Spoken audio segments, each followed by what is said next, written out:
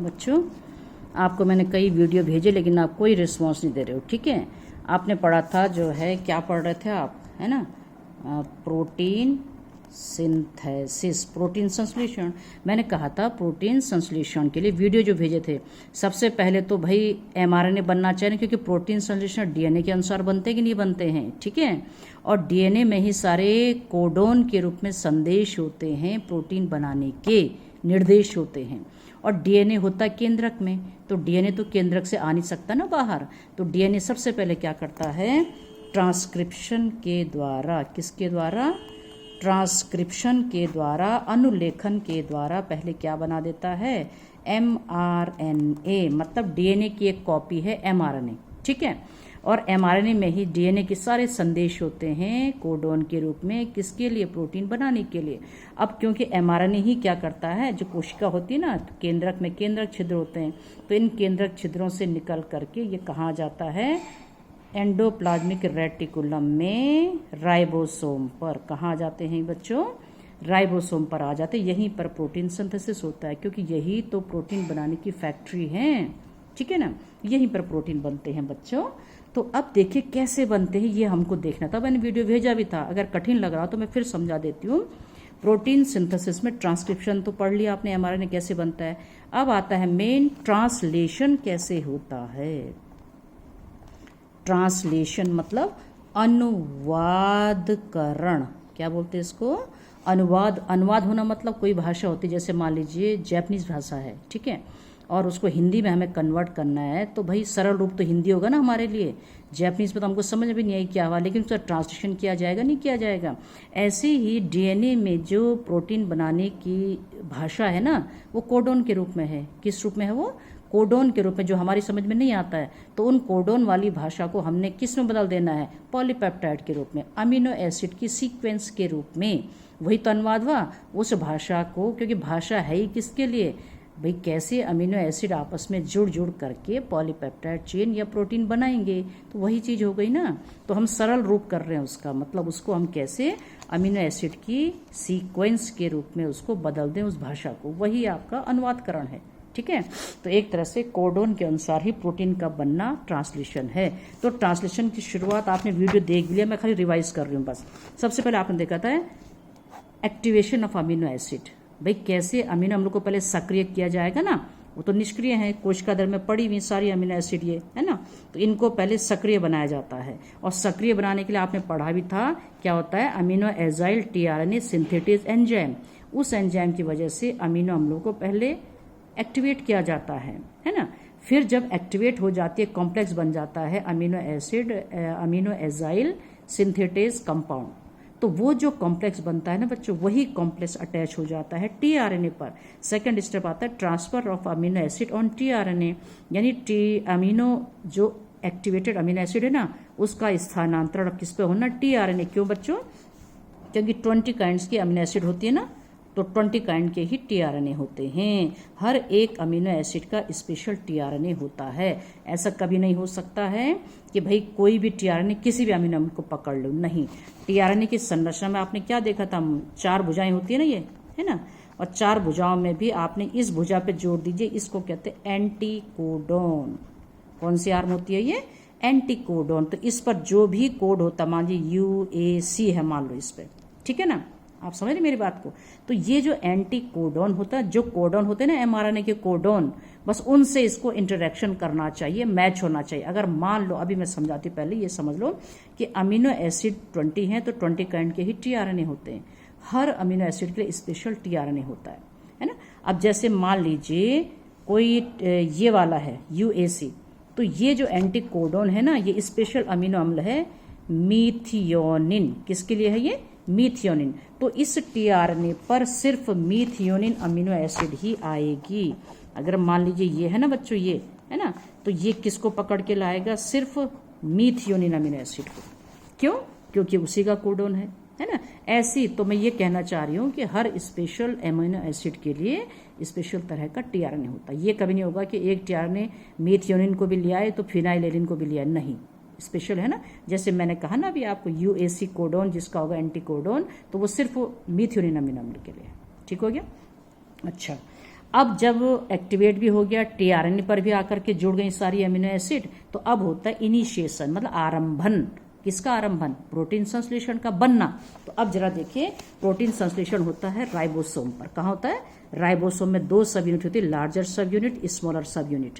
अब यहाँ पर देखिए, पहले ही जो दोनों सब यूनिट के बीच जो एक होल होता है ना, उस पर ये एमआरएनए दिख रहा है आपको, ये एमआरएनए की चेन है, और ये दिख रहे हैं 3 नाइट्रोजनस बेस मिल करके कोडोन बनाते हैं ना।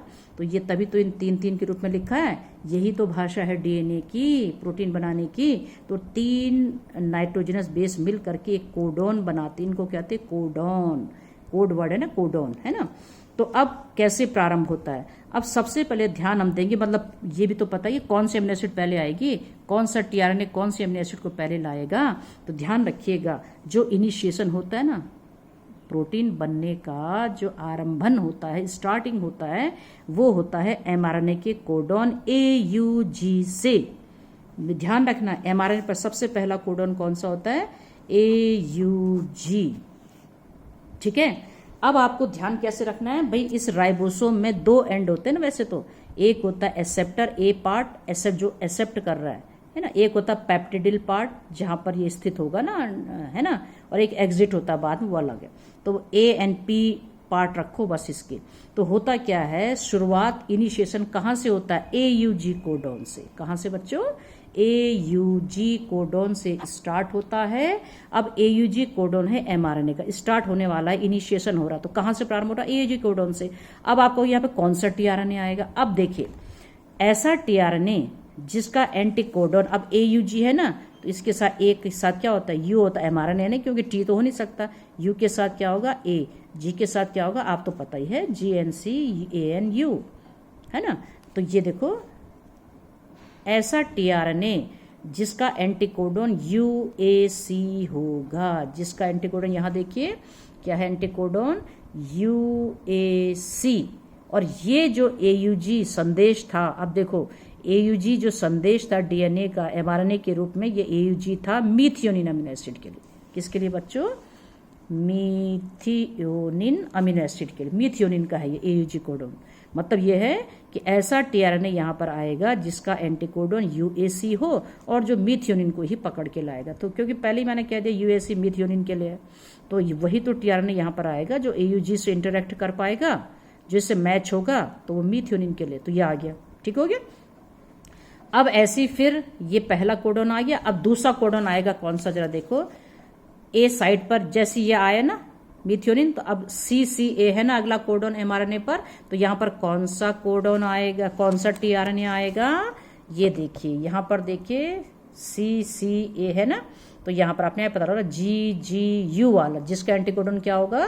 GGU। तो ये भी लाया अमीनो एसिड, ये भी लाया अमीनो एसिड, ठीक है। अब दोनों पहले तो ये करेगा ना इंटरेक्शन, तो ये जैसे इंटरेक्शन करेगा तो ये अपना अमीनो एसिड ए साइड वाले अमीनो एसिड को दे देगा। ठीक समझ में आता रही?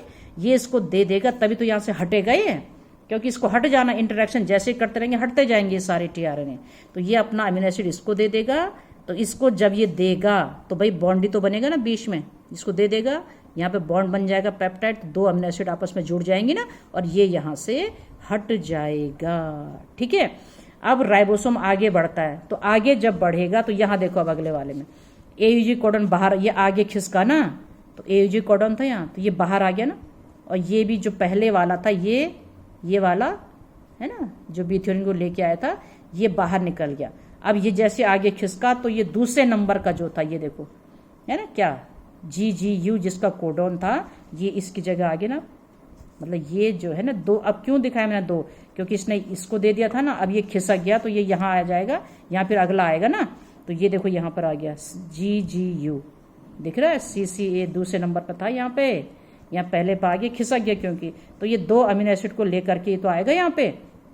अब देखो तीसरा अमीनो अम्ल आ गया, टीआरएनए आ गया यहाँ पे, AAG था ना यहाँ पे, देखो AAG, तो इसके साथ कौन सा आएगा? UUC, जिसका एंटीकोडोन UUC होगा। ये भी देखो अमीनो एसिड को लेके आए ना। अब इसमें 2 थे, अब ये भी क्या करेगा, इंटरेक्शन हो गया, ये दोनों के दोनों इसको दे देगा, अगले वाले को दे देगा, ये स्वयं यहाँ से हट जाएगा। तो ये हटेगा तो और आगे बढ़ा, तो ये वाला अब इसकी जगह आ जाएगा ना, ये देखो अब है ना। ये दो पहले से थे, एक 3 अमीनो एसिड हो गए ना इस पे, देखो है ना, देखो AAG, ये देखो AAG यहाँ तक पहुँच गया अभी AAG, ये यहाँ पर आ गया ना, इसके साथ 3 अमीनो एसिड हैं। फिर अगला जो यहाँ पर आएगा देखो क्या था, CCU, तो कौन सा एंटीकोडन यहाँ पर आएगा, GGA, तो ये देखो GGA वाला आ गया, अमीनो एसिड को लेकर के आ गया। फिर ये भी इंटरेक्शन करेगा, ये फिर बाहर निकल आएगा, अपनी अमीनो एसिड इसको दे देगा। फिर ये इस तरह से चेन चलती रहेगी, आगे बढ़ती रहेगी। क्लियर हो गया कि नहीं, है ना। और लास्ट में देखो ये इनिशिएशन तो मिथियोनिन से हुआ था, AUG कोडोन से। उसके बाद जो ये बढ़ती जा रही ना चेन, पेप्टाइड बॉन्ड बनते जा रहा, लंबी होती जा रही चेन पेप्टाइड की, इसको कहते हैं इलोंगेशन ऑफ पॉलीपेप्टाइड। इलोंगेशन है ना, मतलब दीर्घीकरण हो रहा है, पॉलीपेप्टाइड चेन बढ़ रही है, तो ये बढ़ गई। और अंत में आएगा टर्मिनेशन। टर्मिनेशन मतलब ये हो गया आपका समापन।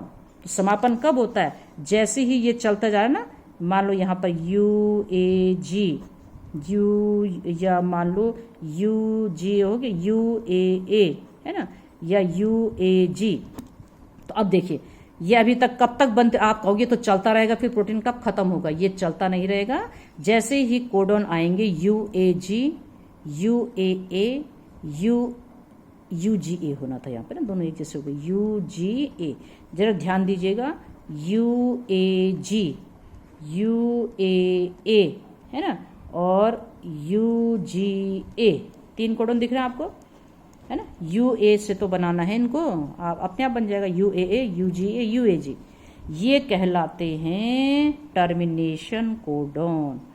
टर्मिनेशन कोडॉन मतलब समापन कोडॉन कहते, तो 1 नंबर में आ जाता है। कभी किसे कहते हैं समापन कोडॉन, कौन कौन होते हैं, UAG, UAA, UGA, ये समापन कोडॉन है। तो mRNA पर जैसे ये कोडॉन आते हैं ना, चेन बनना बंद हो जाता है, बस चेन बनना बंद हो जाता है ना। और इसको कहते हैं टर्मिनेशन हो गया है, पॉलीपेप्टाइड का समाप्त हो गया। जैसे ही कौन से कोडॉन आते हैं, UAG, UAA, UGA, है ना।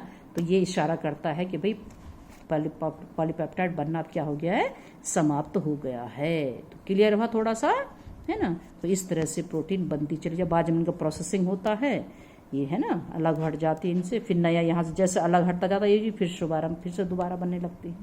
ठीक है, तो इतना समझो और थोड़ा रिस्पॉन्स दिया करो। बिल्कुल आजकल बैठ गए तुम अपनी जगह पर, मैं नहीं कह रही हूँ तो दे ही नहीं रहे कुछ, मेरा तो मन ही नहीं रहा तुम्हें कुछ देने का, जब तुम रिस्पॉन्स नहीं दिखाते हो, ना काम दिखा रहे हो ना कुछ। ठीक है, चलिए।